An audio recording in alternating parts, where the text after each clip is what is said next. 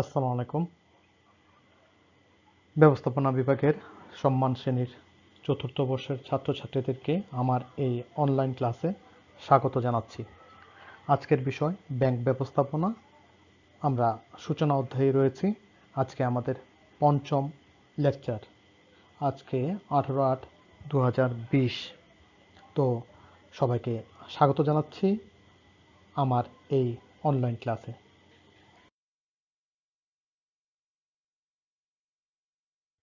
আমি গোলাম জিলানী, সহকারী অধ্যাপক ব্যবস্থাপনা, কুমিল্লা ভিক্টোরিয়া সরকারি কলেজ, কুমিল্লা।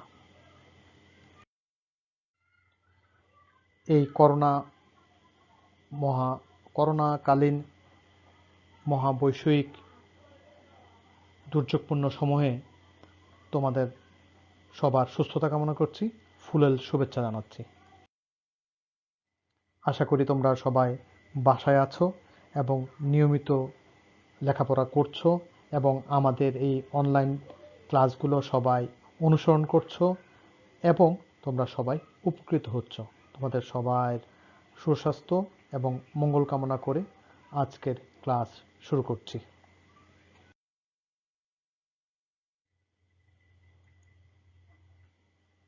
খেয়াল করো, আমরা গতদিন অনেকগুলো শিকনফল পড়িয়েছিলাম। আজকে চিন্তা করলাম এত শিকনফল পড়াবো না, কিছুটা কম শিকনফল আজকে রেখেছি। আজকে মাত্র 3টি প্রশ্ন রেখেছি। চলো দেখি কি কি প্রশ্ন রয়েছে। একক ব্যাংকের বৈশিষ্ট্য আজকে পড়াবো, এছাড়া পড়াবো শাখা ব্যাংকের বৈশিষ্ট্য, এছাড়া পড়াবো একক ব্যাংক এবং শাখা ব্যাংকের মধ্যে পার্থক্যগুলো। তাহলে আজকে শিক্ষণফল কম রেখেছি যাতে করে তোমাদের একটু চাপ কম থাকে। তোমরা এই 3টি প্রশ্ন আজকে আমার সাথে আলোচনার মাধ্যমে তোমরা খুব ভালোভাবে শিখতে পারবে বলে আশা রাখছি। এখানে একটি গুরুত্বপূর্ণ কথা বলে রাখি, আমরা একক ব্যাংকের সুবিধা অসুবিধাও পড়াই। বইয়ে পরীক্ষায় মাঝে মধ্যে আসে একক ব্যাংক শাখা ব্যাংকের সুবিধা অসুবিধা। চিন্তা করে দেখেছি যেহেতু এখানে আমাদের অনেক বেশি সুবিধা অসুবিধা অনেকগুলো ব্যাংকেরই, তাই আমরা এগুলো আর পড়াবো না, এগুলো তোমাদের জন্য রেখে দিলাম।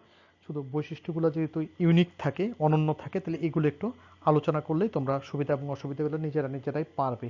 তাই সুবিধা এবং অসুবিধাগুলো বাদ দিয়ে আমরা আগানোর চেষ্টা করছি যাতে করে বেশি বেশি ক্লাসে বেশি বেশি পড়া শিখতে পারি। চলো পরবর্তী স্লাইডে। আজকে আমরা প্রথমে যেটি পড়ব সেটি হচ্ছে একক ব্যাংকের বৈশিষ্ট্যগুলো পড়ব। তো এর আগে একটু একক ব্যাংক সম্পর্কে বলে নিই।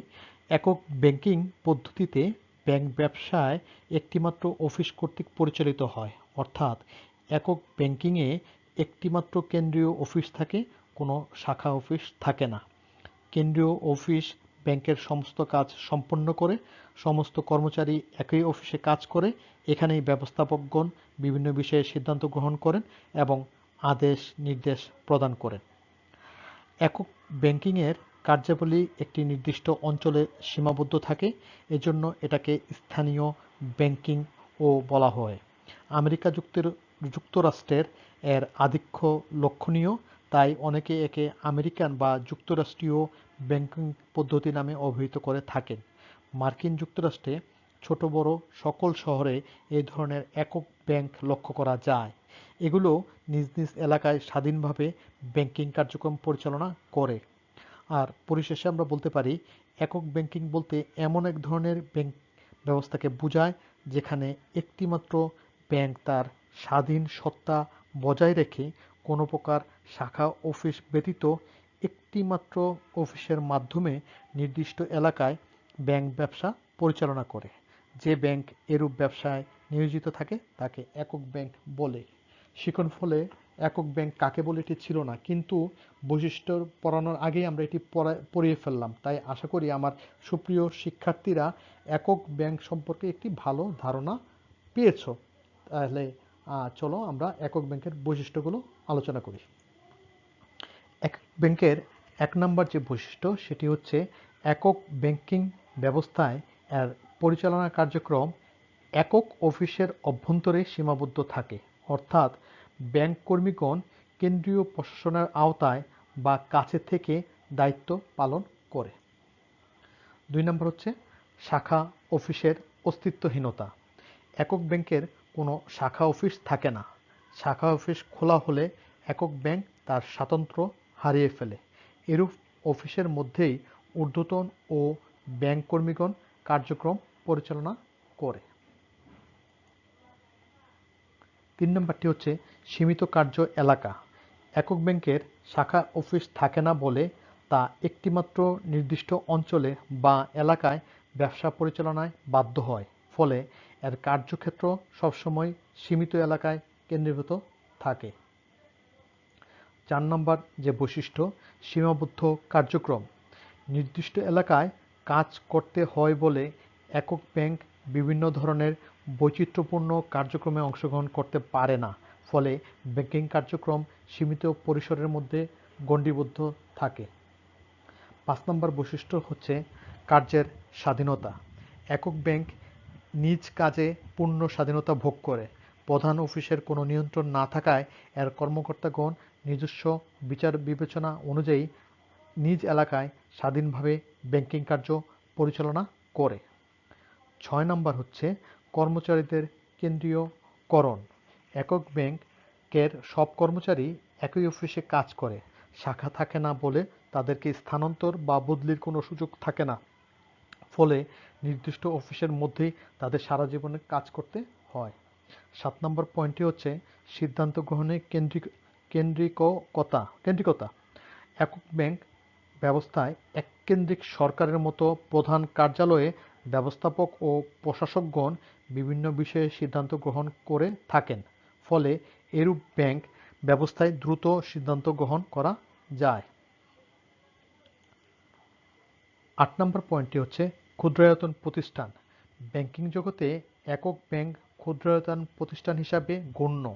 ছোট প্রতিষ্ঠানের যে সকল সুফল রয়েছে, এরূপ ব্যাংক তা অর্জন করতে পারে।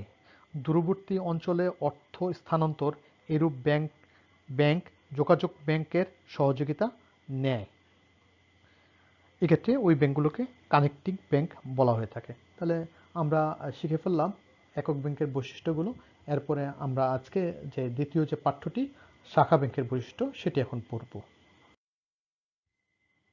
তো শাখা ব্যাংকের বৈশিষ্ট্যটি পড়ানোর আগে আমরা গতটি যেরকম একক ব্যাংকের সংজ্ঞাগুলো একটু ভালো করে বলে দিয়েছিলাম, তো এখানেও আমরা একটু শাখা ব্যাংকের একটু বিস্তারিত বলি। যে ব্যাংকিং পদ্ধতিতে একটি কেন্দ্রীয় অফিসের অধীনে অনেকগুলো শাখা প্রতিষ্ঠিত হয় তাকে শাখা ব্যাংকিং বলে। অর্থাৎ একটি কেন্দ্রীয় কার্যালয়ের নিয়ন্ত্রণে দেশে বিদেশে অনেকগুলো একই নামের শাখা খুলে যে ব্যাংকিং ব্যবসা পরিচালনা করে তাকে শাখা ব্যাংক বলে। যুক্তরাজ্য এরূপ ব্যাংকের উৎপত্তি স্থল বিধায় একে ব্রিটিশ ব্যাংকিং পদ্ধতিও বলা হয়ে থাকে। আর আমরা পরিশেষে এটি বলতে পারি যে ব্যাংকিং ব্যবস্থায় একটি প্রধান কার্যালয়ের অধীনে দেশ বিদেশের শাখা প্রতিষ্ঠা করে ব্যাংকিং কার্যক্রম পরিচালনা করা হয় এবং শাখা অফিসগুলো প্রধান অফিসের নির্দেশ ও নিয়মকানুন মেনে চলতে বাধ্য থাকে, তাকে শাখা ব্যাংক বা শাখা ব্যাংকিং বলে। বাংলাদেশ তথা এই উপমহাদেশে শাখা ব্যাংকিং ব্যবস্থার অধীনেই ব্যাংকিং কার্যক্রম পরিচালিত হয়ে থাকে।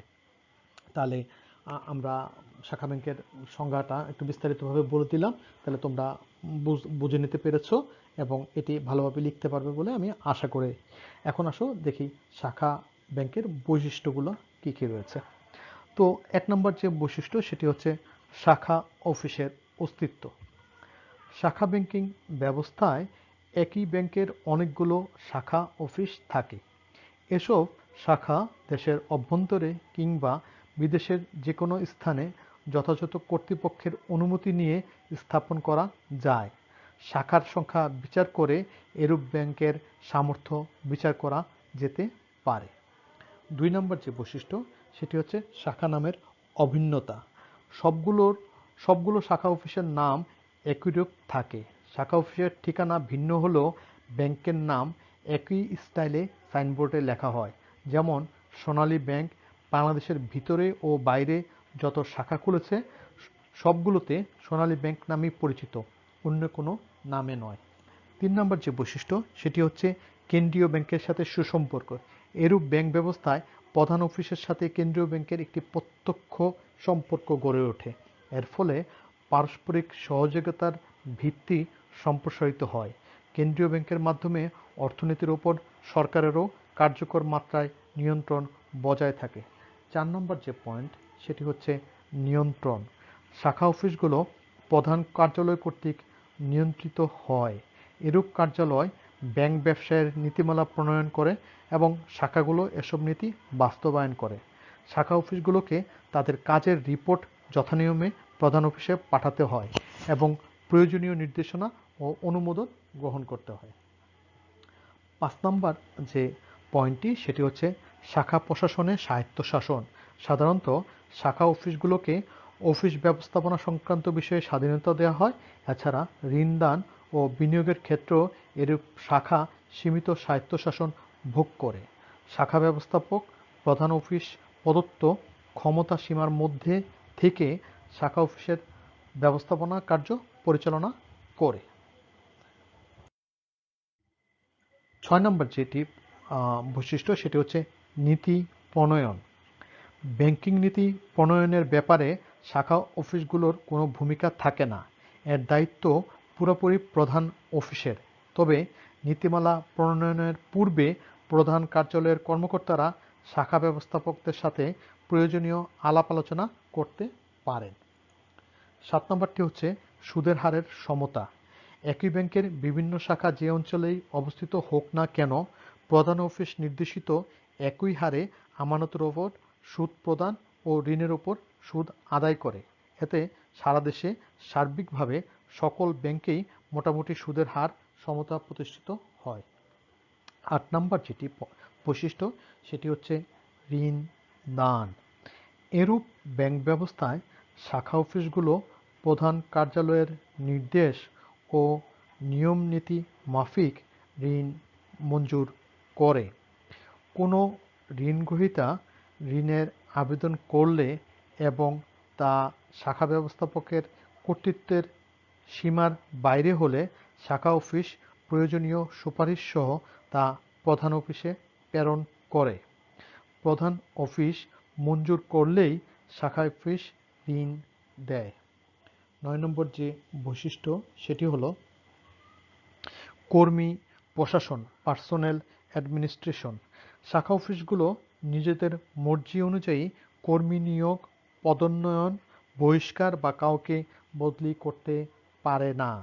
কর্মী প্রশাসন সংক্রান্ত সকল বিষয় প্রধান অফিস কর্তৃক নিয়ন্ত্রণ করা হয়ে থাকে। অবশ্য পদ উন্নয়ন, বহিষ্কার ইত্যাদি বিষয়ে শাখা ব্যবস্থাপকের সুপারিশ গুরুত্ব সহকারে বিবেচনা করা হয়ে থাকে। 10 নম্বর যে পয়েন্ট সেটি হচ্ছে প্রতিষ্ঠানের প্রকৃতি, নেচার অফ অর্গানাইজেশন। এরূপ ব্যাংকের একাধিক শাখা দেশ বিদেশের বিভিন্ন স্থানে প্রতিষ্ঠিত থাকায় স্বাভাবিকভাবেই তা বৃহদায়তন ব্যবসায়ের রূপ পরিগ্রহ করে। ফলে এরূপ ব্যবসায়ের মূলধনের পরিমাণ যেমনি বেশি হয় তেমনি অর্থনীতিতেও এর প্রভাব বেশি থাকে। তো আমরা কিছুক্ষণ আগে যে প্রশ্নটি পড়ালাম সেটি ছিল একক ব্যাংকের বৈশিষ্ট্য, এটি পড়লাম। আর এখন আমরা পড়ালাম শাখা ব্যাংকের বৈশিষ্ট্য। সুপ্রিয় শিক্ষার্থীরা খেয়াল করে দেখো, তাহলে আমরা দুটো করে প্রশ্ন বাদ দিয়ে চলে আসলাম। একটি হচ্ছে একক ব্যাংকের সুবিধা এবং অসুবিধা। আমি যদি বৈশিষ্ট্যগুলো জানি, এক হচ্ছে একক ব্যাংকের বৈশিষ্ট্যগুলো আমি জানলাম, সেই সাথে সাথে আমি শাখা ব্যাংকের বৈশিষ্ট্যগুলোও জানলাম। তাহলে দুটো বৈশিষ্ট্য জানার পর আমার দরকার এবার হচ্ছে দুটোর মধ্যে পার্থক্য।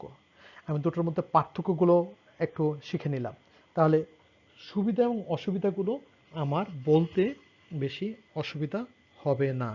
তো আমরা ওখানে 4টি প্রশ্ন যদিও এড়িয়ে গেলাম, কিন্তু আমার মনে হয় এই যে 3টি প্রশ্নের মাধ্যমে তোমরা একক ব্যাংকের সুবিধা এবং একক ব্যাংকের অসুবিধা, শাখা ব্যাংকের সুবিধা এবং শাখা ব্যাংকের অসুবিধা অবশ্যই আলোচনা করতে পারবা। যেমন আমি এতক্ষণ যে আলোচনা করলাম সেই আলোচনার মাধ্যমে তুমি বেশ কয়েকটা সুবিধা অসুবিধা বলতে পারবা। একক ব্যাংকের ক্ষেত্রে মূলধনের পরিমাণ কম, সীমিত পরিসর, এগুলো হচ্ছে অসুবিধা। আর শাখা ব্যাংকের ক্ষেত্রে এগুলো হচ্ছে বেশ সুবিধা। তো আশা করি আমার সুপ্রিয় শিক্ষার্থীরা এই আজকে এখন যে দুটি প্রশ্ন পড়িয়ে ফেললাম, এই দুটি প্রশ্ন থেকে তোমরা সুবিধা এবং অসুবিধা বাইর করতে পারবা এবং সুবিধা এবং অসুবিধা লিখতেও পারবা এবং তোমাদের বেশ একটা অসুবিধা হবে না বলে আমি মনে করি। তো এটার জন্য যেটা করা প্রয়োজন, এই যে আমি সংজ্ঞাগুলো কিন্তু বলে দিয়েছি, এটার জন্য যেটা করা প্রয়োজন নিয়মিত একটু একটু করে পড়া উচিত। যদি না পড়ো তাহলে সব কিছুতেই পিছিয়ে থাকবে। চলো যাই এবার আমাদের আজকের যে তৃতীয় যে পাঠ আছে সে পাঠটা আমরা যেটা পড়ব এখন সেটা হচ্ছে একক ব্যাংক ও শাখা ব্যাংকের মধ্যে পার্থক্য আলোচনা করব। একক ব্যাংক ও শাখা ব্যাংক উভয়ই ব্যাংকিং ব্যবসায় নিয়োজিত আর্থিক মধ্যস্থ ব্যবসায়ী প্রতিষ্ঠান, তাই কার্যগত দিকে উভয়ের মধ্যে যথেষ্ট মিল বিদ্যমান। তবে ব্যাংকিং ব্যবস্থার পার্থক্য হেতু উভয়ের প্রকৃতি, গঠন পদ্ধতি, কাঠামো ও কার্যক্রম পরিচালনার বিভিন্ন ক্ষেত্রে যথেষ্ট পার্থক্য রয়েছে। নিম্নে সে সকল পার্থক্যগুলো আলোচনা করা হলো। 1 নম্বর হচ্ছে প্রকৃতি। একক ব্যাংক ক্ষুদ্রায়তন প্রকৃতির প্রতিষ্ঠান, শাখা ব্যাংক অনেক বৃহদায়তন প্রকৃতির হয়ে থাকে। 2 নম্বর যে পার্থক্য সেটি হচ্ছে গঠন পদ্ধতি। একক ব্যাংক আয়তনে ও মূলধনে ছোট বলে সহজে গঠন করা যায়, আর শাখা ব্যাংক বৃহদায়তন প্রতিষ্ঠান বিধায় এর গঠন পদ্ধতি তুলনামূলকভাবে জটিল ও সময় সাপেক্ষ। 3 নম্বর যেটি সেটি হচ্ছে উৎপত্তি। এটা হচ্ছে 3 নম্বর, উৎপত্তি ও প্রচলন। মার্কিন যুক্তরাষ্ট্রে একক ব্যাংকের উৎপত্তি এবং সেখানেই অদ্যাবধি এর প্রচলন অধিক হারে দেখা যায়। শাখা ব্যাংকের উৎপত্তিস্থল যুক্তরাজ্যে এবং সারা বিশ্বে এর প্রচলন রয়েছে। মালিকানা। একক ব্যাংক সাধারণত এক মালিকানা অংশীদারি বা প্রাইভেট লিমিটেড কোম্পানি হিসেবে গঠিত হয়, আর শাখা ব্যাংক অধিকাংশ ক্ষেত্রেই যৌথ মূলধনী কোম্পানি হিসাবে গড়ে ওঠে। 5 নম্বর যে পার্থক্যটি সেটি হচ্ছে কাজের আওতা। এরূপ ব্যাংকের কাজের আওতা কোনো নির্দিষ্ট স্থানে প্রতিষ্ঠিত একটা অফিসে অথবা তৎসংলগ্ন সীমিত এলাকার মধ্যে সীমাবদ্ধ, আর শাখা ব্যাংকের কাজের আওতা দেশের মধ্যে বিভিন্ন অঞ্চলে এমনকি বিদেশেও বিস্তৃত থাকে। উপরি ব্যয়। এরূপ ব্যাংকের ক্ষেত্রে প্রশাসনিক ও অন্যান্য ব্যয় তুলনামূলকভাবে অনেক কম হয়। বৃহদায়তন ব্যাংক বিধায় এরূপ ব্যাংকের ক্ষেত্রে প্রশাসনিক ও অন্যান্য ব্যয়ের পরিমাণ বেশি হয়ে থাকে। আর 7 নম্বর পয়েন্টটি হচ্ছে সিদ্ধান্ত গ্রহণ। তো সিদ্ধান্ত গ্রহণটা কি? একক ব্যাংকিং ব্যবস্থায় দ্রুত সিদ্ধান্ত গ্রহণ করা যায়, আর এরূপ ব্যাংকের ক্ষেত্রে সিদ্ধান্ত গ্রহণে বিলম্ব হয়। তাহলে খেয়াল করে দেখো সুপ্রিয় শিক্ষার্থীরা, তো সিদ্ধান্ত গ্রহণ হচ্ছে একক ব্যাংকের একটি সুবিধা, আর শাখা ব্যাংকের জন্য সিদ্ধান্ত গ্রহণ সময় সাপেক্ষ এটি একটি অসুবিধা। তো এরপরের স্লাইডটা 8 নম্বর রয়েছে তারল্য। এক্ষেত্রে অন্যত্র হতে দ্রুত আর্থিক সহায়তা পাওয়ার সুযোগ না থাকায় একে অধিক তারল্য সংরক্ষণ করতে হয়। আর শাখা ব্যাংকের ক্ষেত্রে শাখাগুলোর মধ্যে আন্তঃসম্পর্ক বিরাজ করায় কোনো শাখা কম তারল্য বজায় রেখেও ব্যাংকিং কার্যক্রম পরিচালনা করতে পারে। 9 নম্বরটি হচ্ছে মূলধন গঠন ও ঋণদান সামর্থ্য।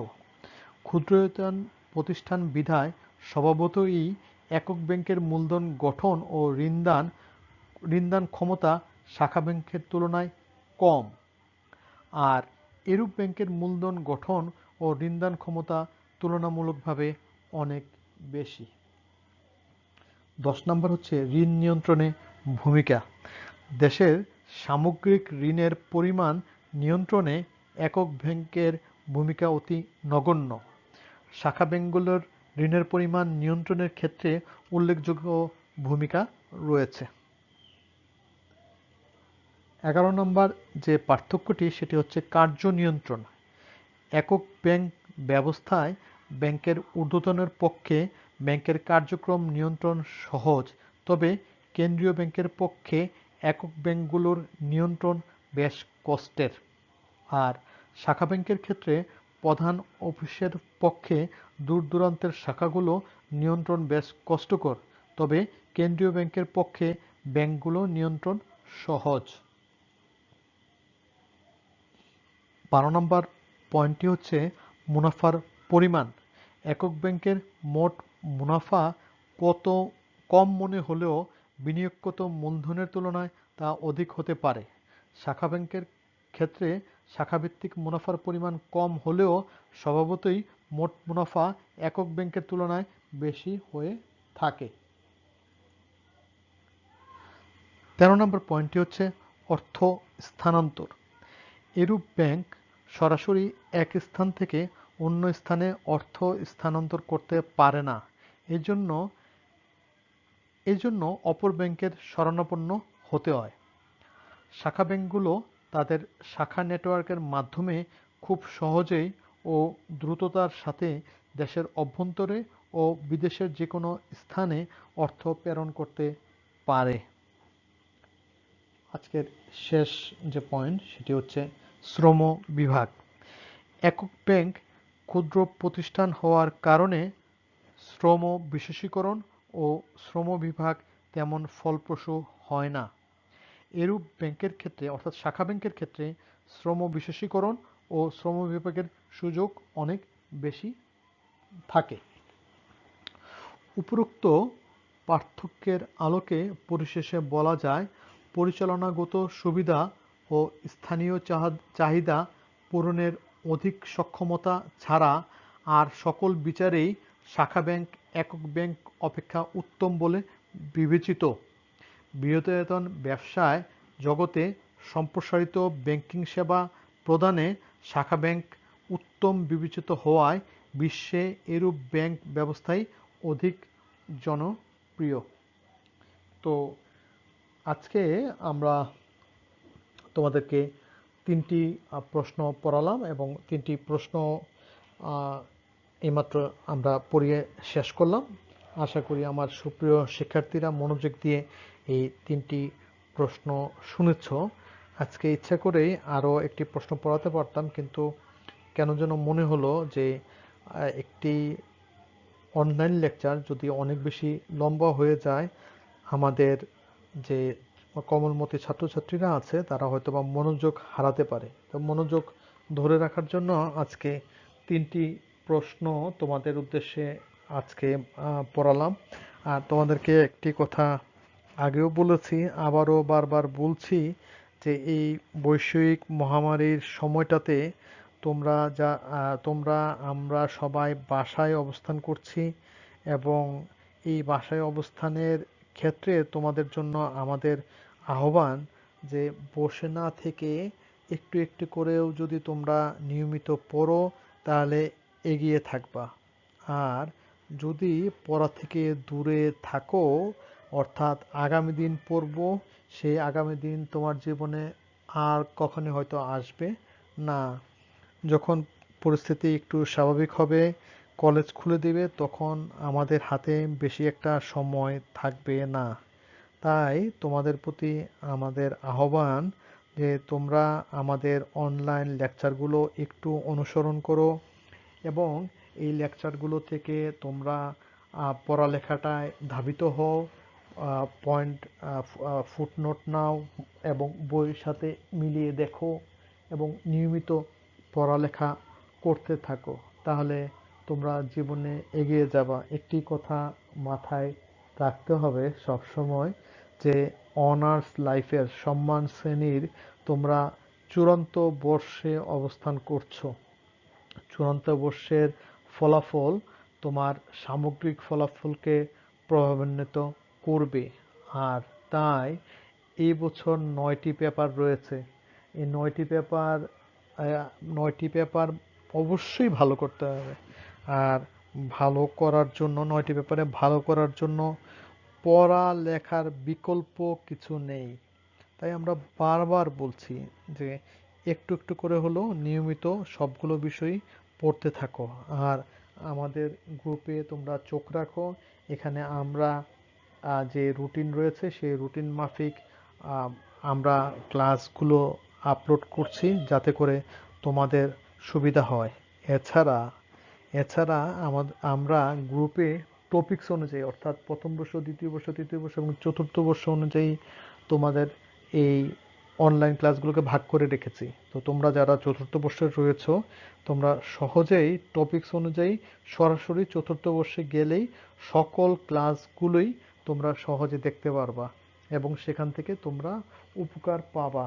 কিন্তু কথা হলো যে আমার তো সেই ইচ্ছা থাকতে হবে, আর ইচ্ছা থাকার জন্য ক্লাসগুলোকে মনোযোগ সহকারে শুনতে হবে।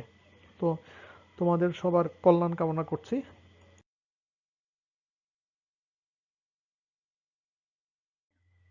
আগামী ক্লাসে আবার আমরা ব্যাংক ব্যবস্থাপনা নিয়ে আলোচনা করব।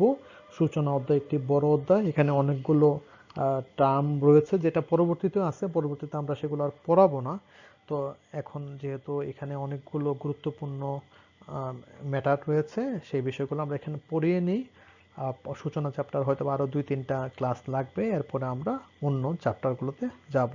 তো সবাই ভালো থাকো, সবাইকে অসংখ্য ধন্যবাদ। আসসালামু আলাইকুম।